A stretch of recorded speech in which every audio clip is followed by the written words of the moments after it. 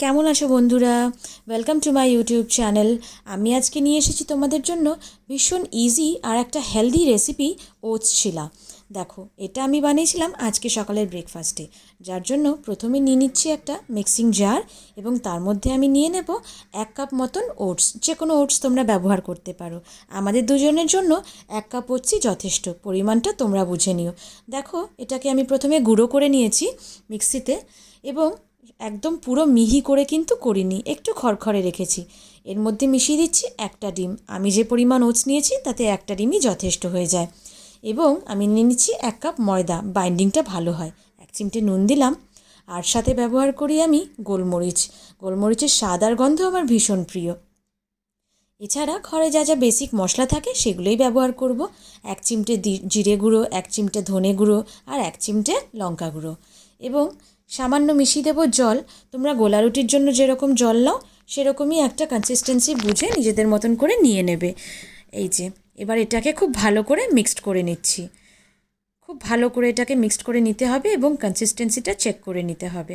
চলুন, এইবার আমি নিয়ে নিচ্ছি প্যান। প্যান যেই আমার গরম হয়ে যাবে তাতে আমি দিয়ে দিচ্ছি অল্প পরিমাণ তেল। আমি কিন্তু খুব কম তেলেই রান্না করি সেই কারণে, এবং সকালের ব্রেকফাস্ট যত কম তেলে হয় তত ভালো।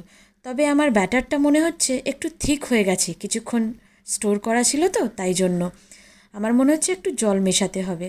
যাই হোক, প্রথম চিলাটাকে আমি একটু উল্টে পাল্টে ভালো করে ভেজে নিলাম, এবং এটা খুব অল্প আছে আস্তে আস্তে ভাজলেই কিন্তু হয়ে যাবে। দেখছি, পরে আমি একটু জল মিশিয়ে পরের চিলাটার জন্য আমি ব্যাটারটা রেডি করে নিয়েছি। এবং গ্যাসটা বাড়িয়ে একটু তেলটা গরম করে নিয়ে এক সাইড থেকে সামান্য একটু তেল নিয়ে এলাম মাঝখানে, এবং এর মধ্যেই কিন্তু আমি দিয়ে দেব আমার পরের চিলার জন্য কিছুটা ব্যাটার। দেখুন, ওই সাইড থেকে তুলে আনা একটুখানি তেলে কিন্তু আমার একটা চিলা হয়ে গেল, এবং এটাকেও সেম উল্টে পাল্টে ভেজে নিতে হবে। এবার দেখুন, চিলাটা বেশ পাতলা হয়েছে।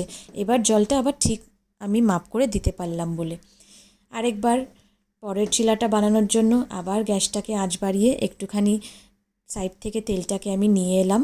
দেখুন, এই অল্পেরটুকু প্রথমবার দেওয়া তেলেই কিন্তু আমার অলরেডি 3 নম্বর চিলা হচ্ছে। এইভাবেই কিন্তু আমি মনে হয় বাকি চিলাগুলোও ভেজে ফেলতে পারবো। শুধুমাত্র আঁচ কমিয়ে রেখে আস্তে আস্তে ধরে ধরে উল্টে পাল্টে ভাজা গেলে রান্না কিন্তু সুসিদ্ধ হয়, টেস্টও ভালো আসে।